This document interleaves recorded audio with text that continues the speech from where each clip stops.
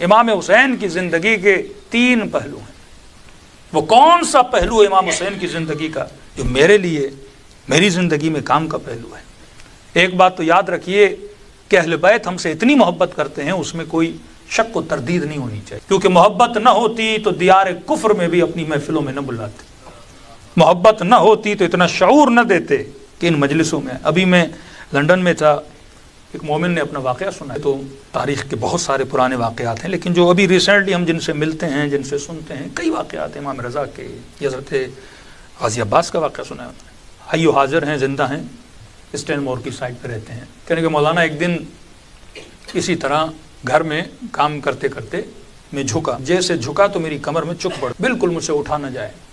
Doctor کے پاس گئے تو ایک ہڈی ہوتی ہے L4 L5، انہوں نے کہا کہ وہ بیچ میں خشک ہو گئی ہے، فاصلہ آ گیا، لہٰذا ابھی آپ کی کمر کبھی سیدھی نہیں ہو سکتی۔ کچھ آپریشن تھے مولانا، 2.5 سے 3 سال تک میری کمر ایسے میں کھڑا نہیں ہو سکتا تھا، اور کبھی کبھی مجھے کئی گھنٹوچنا پڑتا تھا کہ بستر پہ میں کروٹ کیسے، اور وہ درد اتنا شدید ہوتا تھا کہ میری چیخیں ہمسایوں کو سنائی دیتی تھی، ہمسایہ ایمبولینس کو فون کرتے تھے اور گھر پہ ایمبولینس آتی تھی۔ یعنی ایک ایسا درد، ایک ایسی تکلیف سے میں دوچار تھا کہ بتا نہیں سکتا۔ اور ڈاکٹرز نے کہا اگر آپریشن کریں گے تو چانسز ہیں 40%، یا کمپلیٹلی آپ پیرالائز ہو جاؤ گے یا شاید آپ ٹھیک ہو جاؤ۔ کہتا ہے وہ فارم بھی میں نے سائن کیا۔ اب 2.5 سال ایک بندہ سوچیں، رکوع کی حالت، 2.5 سال کمل سوکھ جاتی ہے وہیں پہ انسان کی، چلا نہ جائے، سویا نہ جائے، کروٹ بدلی نہ جائے، کھانا کیسے کھائے، واش روم کی تکلیف ہے، وہ ساری تکلیف اپنی جگہ۔ کہ ایسے ہی کسی نے کہا کہ اب آپریشن سے پہلے ایک زیارت کربلا ہوا، میں نے کہا چلا جاؤں کیونکہ پتہ نہیں اس کے بعد میں زندہ بھی رہوں کہ نہیں رہوں۔ اب کہہ رہا ہے اس نیت سے نہیں گیا کہ شفا لینے جاؤں، اس نیت سے گیا کہ اہل بیت کا آخری دیدار کر لوں، اور اگر مر گیا تو قبر میں اللہ ان کی مجھے شفاعت عطا۔ کہتا ہے اس طرح غازی عباس کے حرم میں گیا، ڈیلی جاتا تھا، رات کو دعائیں کرتا تھا، اسی طرح جھک کے جس طرح آدمی جاتا ہے، رکوع کی حالت میں ڈیلی جاؤں اور ڈیلی آؤں۔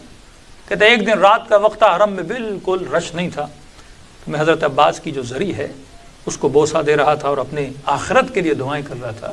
کہتے وہاں پہ ایک عربی لباس میں ایک عرب آیا، قدابر عرب، اور پرانے زمانے کے جو کوٹس ہوتے ہیں اور کپڑے ہوتے ہیں جو عربوں نے پہنے ہوتے ہیں، جو خدام آپ نے دیکھے ہوں گے خاص طریقے کپڑے پہنتے ہیں، وہ میری، اور کہنے لگا کہ ظاہر، اب دیکھا کمر میری جھکی ہوئی ہے، کہ اپنی کمر کو حضرت عباس کی زری سے مس کرو۔ اب آپ کو پتا ہے کہ پاکستانیوں میں ادب بہت زیادہ ہوتا ہے، عقیدے کے اعتبار سے ادب بہت ہوتا ہے۔ اس نے کہا نہیں، ہم کمر نہیں کرتے حضرت عباس کی طرح، میں ایسے ہی چہرہ کر کے جاتا ہوں۔ پھر اس نے ڈانٹا کہ تجھے تکلیف ہے، اپنی کمر کو زری سے مس۔ تو میں نے دیکھا کہ وہ کیا کر رہا تھا، کبھی زری پہ ہاتھ لگا کے آنکھوں پہ لگا رہا ہے، کبھی دل پہ لگا رہا ہے۔ جو مریض تھے وہ اپنے وجود کو حضرت عباس کی زری سے کیا کر رہے تھے، مس کر رہے تھے۔ کچھ نے رسیاں باندھ کے حضرت عباس کی زری کے ساتھ خود کو کیا کیا ہوا ہے، باندھا ہوا ہے۔ میں نے ایک بار بات نہیں مانی، مجھے ڈانٹا کہ کمر میں تکلیف ہے، میں کہہ رہا ہوں کہ اپنی کمر کو مس کرو حضرت عباس کی زری سے۔ کہتے مولانا جیسے میں نے اپنی کمر کی جو تکلیف تھی اور وہ جو ریڑھ کی ہڈی تھی وہ میں نے حضرت عباس کی زری سے مس کیا، اور کہتے جیسے میں نے مس کیا جیسے ہلکا سا ایک بیٹری کا کرنٹ لگتا ہے، آپ ہاتھ میں ہلکا سا بیٹری کا جیسے کرنٹ لگتا ہے، میں نے محسوس کیا کہ میری ہڈی کو وہ کرنٹ لگا، اور جیسے کرنٹ لگا میں نے اپنی کمر سیدھی کر دی۔ کہتا ہے میں نے زندگی میں اتنا گریہ نہیں کیا، کیونکہ اتنے سالوں کے بعد میں نے کھڑے ہو کے اپنی پہلی نماز پڑھی، وہ بھی حضرت عباس کے حرم میں پڑھی۔ کہتا مجھے یقین نہیں آیا، اب میں نمازیں ختم ہی نہ کروں، کیونکہ اتنے سالوں کے بعد، سمجھو 2.5-3 سال کے بعد بندے کو کھڑے ہو کے نماز پڑھنے کا موقع ملے۔ کہتا نماز پہ نماز پڑھے جاؤں، یہاں سے ہوٹل گیا، میرے چہرے پہ عجیب سی مسکراہٹ، اب ہوٹل والوں میں زائروں کو بھی نہیں پتا کہ میں مسکرا کیوں رہا ہوں، انہوں نے بھی محسوس نہیں کیا کہ بندہ کمر جھکا کے گیا تھا اور کمر سیدھی کر کے واپس آیا ہے۔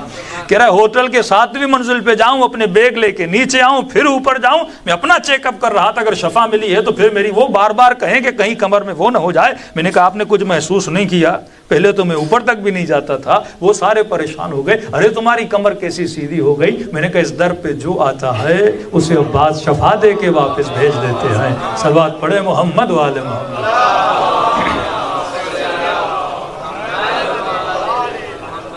اجل فرجہم۔ تو یہ جو معجزات اہل بیت علیہ الصلوۃ والسلام کے، یہ ان کی محبت کا اظہار، کہ ہم ان کے در پہ جاتے ہیں، وہ ہم محبت کا اظہار کرتے ہیں۔ لیکن سوال یہ ہے کہ ہم نے اظہار محبت کیسے کرنا ہے۔ مجلس ایک چھوٹا سا طریقہ اظہار محبت کا ہے، لیکن سب سے زیادہ خوشی اہل بیت کو کس چیز سے ملتی ہے؟ وہ نقطہ آپ دیکھیں کہ کئی مومنین کہتے ہیں مولانا جب کربلا جاتے ہیں تو ہمیں 2 گنبد نظر آتے ہیں، ایک امام حسین کا، ایک حضرت عباس کا۔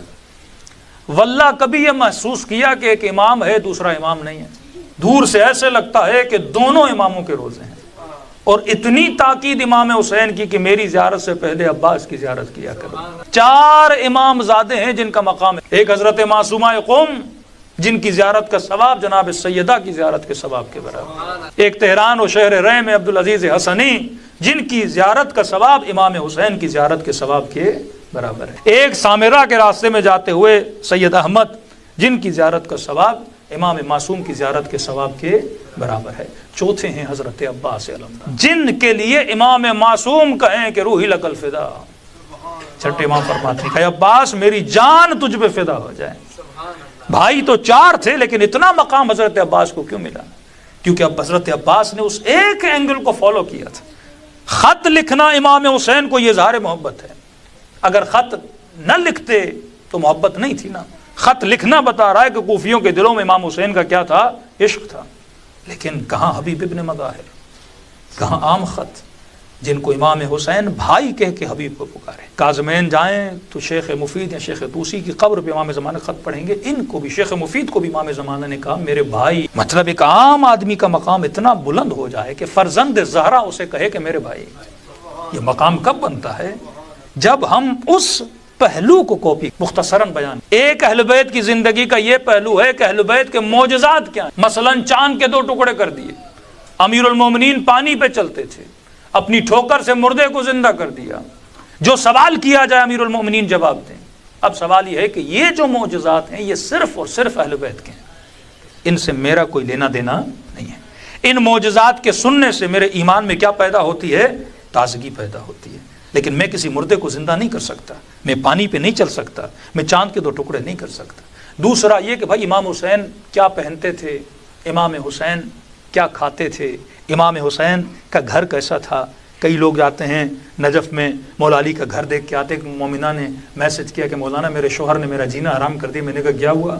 کہ نجف جا کے امیر المومنین کا گھر دیکھ کے کہ اب یہ بڑا گھر بیچوں گا، آج کے بعد ہم چھوٹا گھر لیں گے، اور جیسے امیر المومنین کا چھوٹا گھر تھا ویسی زندگی ہم بتانا شروع کر دیں گے۔ تو ایک یہ پہلو ہے کہ واقعاً اہل بیت کیسے گھروں میں رہتے تھے، کیسی سواریاں تھیں، اس پہلو کو بھی ہم پریکٹیکلی کاپی نہیں کر سکتے۔ نہ ویسے گھروں میں آج ہم رہ سکتے ہیں، نہ وہ جو کی سوکھی روٹی ہم کھا سکتے ہیں، نہ 1000 رکعت نماز ہم پڑھ سکتے ہیں، ہماری استطاعت میں نہیں ہے۔ دوسرا ٹائم وائز ہر زمانے کی اپنی فیسلٹیز ہوتی ہیں، اگر وہ زمانے میں گھوڑے پہ سواری کرتے تھے تو آج کیا ہم گھوڑوں پہ سواری کریں؟ ایک بچے نے اچھا کوشچن کیا کہ مولانا بار سننے میں آتے ہیں نا بچے امام زمان آئیں گے، اکثر فلموں میں دکھاتے ہیں گھوڑے پہ آئیں گے۔ میں نے کہا کیا مطلب مولا گھوڑے پہ جائیں گے، آپ لینڈ کروزر پہ جاؤ گے؟ کیسی آپ کی سوچ ہے کہ امام زمان آئیں گے اور ٹائم کی جو ٹیکنالوجی ہوگی اس ٹیکنالوجی کو کیا کریں گے؟ ریجیکٹ کر دیں گے۔ تو میں نے کہا یہ بتاؤ ایک بندہ گھوڑے پہ جائے ایک بندہ گاڑی پہ جائے، پہلے کون پہنچے؟ تو اگر مولا نے معجزے سے ہی پہنچنا ہے تو طے العرض کریں گے، پھر گھوڑے پہ کیوں جائیں گے؟ اس زمانے کی سواری اگر خچر تھی تو خچر پہ، اونٹ تھی تو اونٹ پہ، ہاتھی ہوگا تو ہاتھی پہ، گھوڑا ہوگا تو گھوڑے پہ۔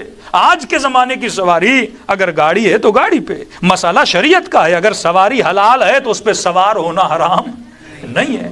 اس زمانے کے جو کپڑے تھے وہ زمانے کے تھے، آج کے زمانے کے جو کپڑے آج کے زمانے کے ہیں۔ اس زمانے کے کھانے تھے کہ مولانا مجلس میں نیاز کا ہے کہ بریانی ہے کہ نہیں، اہل بیت نے کبھی بریانی نہیں کھائی، ہم بریانی نہیں کھائیں گے، ہم سویاں اور کسٹرڈ نہیں کھائیں گے، جو اہل بیت کھاتے تھے ہم وہی کھائیں گے۔ جناب والا ایسا کچھ بھی نہیں ہے۔ اس زمانے میں وہ جو پہنتے تھے یا کھاتے تھے وہ اپنے زمانے کے حساب سے کھاتے تھے۔ اب پوری دنیا تو عربستان میں نہیں رہتی نا، کوئی ایران میں رہتا تھا، کوئی زمانے میں ہندوستان میں رہتا تھا، ہر زمانے کے اپنے کپڑے اور اپنا لباس ہوتا ہے، اس میں کوئی حرج نہیں ہے۔ تو پہلا پہلو اہل بیت کے معجزات جن کو پریکٹیکلی ہم فالو نہیں کر سکتے۔ دوسرا یہ کیا کھاتے تھے، کیا پیتے تھے، کیسا لباس تھا، اس کو بھی ہم پریکٹیکلی فالو نہیں کر سکتے۔ تیسرا پہلو اہل بیت کی زندگی کا جس کو عباس نے فالو کیا، جس کو سیدہ زینب نے فالو کیا، جس کو حبیب ابن مظاہر نے فالو کیا، جس کو امام خمینی نے فالو کیا، جس کو شہید حسینی نے فالو کیا، جس کی امت کے علماء نے فالو کیا، وہ تھا امام حسین کے بتائے ہوئے اصول۔ اصول یہ تھا کہ ظالم کے مقابلے میں کھڑا ہونا، یہ حسین کا شجاعت کا مظاہرہ کرنا، یہ حسین کا اصول تھا. اپنے امام زمانہ کے ساتھ وفا کرنا یہ عباس کا اصول تھا. اب شاید آپ کہیں کہ مولانا یو کے میں رہتا ہوں، بریڈ فورڈ میں رہتا ہوں، کھانا کون سا کھاؤں؟ میں نے کہا مولا اگر بتانے پر آئے تو اس زمانے میں پزا نہیں تھا، اس زمانے میں برگر نہیں تھا. تو امام نے اصول بتا دیا کہ وہ کھاؤ جو حلال، وہ کھاؤ جو طیب ہو، وہ کھاؤ جو طاہر ہو. آپ نے بچے کو اصول بتا دیا. اب دنیا کے کسی بھی کونے میں جائے گا یہ پہلے دیکھے گا حلال ہے کہ نہیں ہے. پھر کہا کہ مولانا کپڑے کون سے پہنے؟ امام نے اصول بتا دیا، لباس وہ پہنا جس میں حیا پایا جاتا ہو، جس میں عفت پائی جاتی ہو. تو اگر اصول کو فالو کیا جائے تو دنیا بھی آباد ہے، آخرت بھی آباد ہے. صلوات پڑھے محمد و آل محمد.